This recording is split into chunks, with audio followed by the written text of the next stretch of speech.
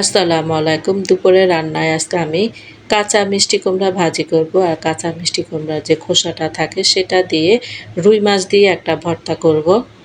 তো একই সবজি দিয়ে দুটো রেসিপি করব, একটা সবজি আর একটা হচ্ছে ভর্তা। তো এখানে আমি সবজিটা ভাজি করে নিয়েছি, আর এখানে আজকে আমি কোরাল মাছ ভুনা করব। তো কোরাল মাছটা আমি ধুয়ে পরিষ্কার করে নিয়েছি। এটা যেহেতু ফ্রোজেন করা ছিল তা আমি আগে ভেজে রেখেছিলাম। তো এরপর এটাকে আমি লবণ দিয়ে অন্য একটা প্যানে কোরাল মাছটা ভেজে নিয়েছি।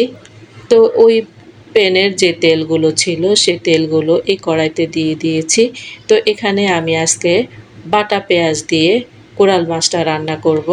তো এখানে আমি পেঁয়াজ বাটা, রসুন বাটা, হলুদ মরিচের গুঁড়া, লবণ দিয়ে কোরাল মাছটা কষিয়ে নিয়েছি।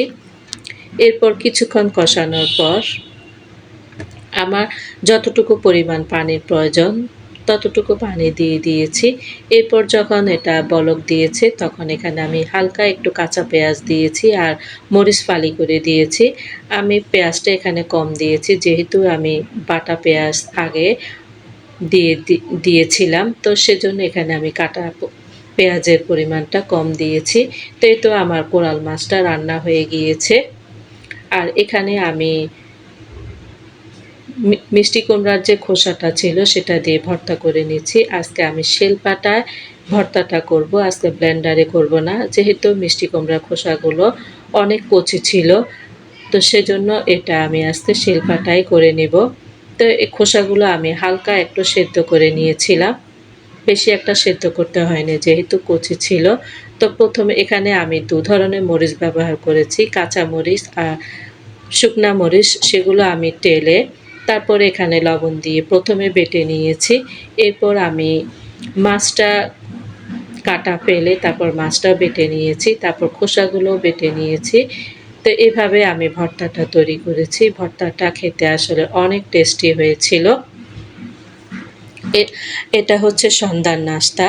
তো সন্ধ্যার নাস্তায় আমি এখানে চিকেন রোল বানাবো। তো চিকেন রোলের জন্য আমি পুরটা দুপুরে রেডি করে রেখেছিলাম, আর আটার যে খামিরটা সেটাও আমি দুপুরে রেডি করে রেখেছিলাম। এখন শুধু চিকেন রোলের যেই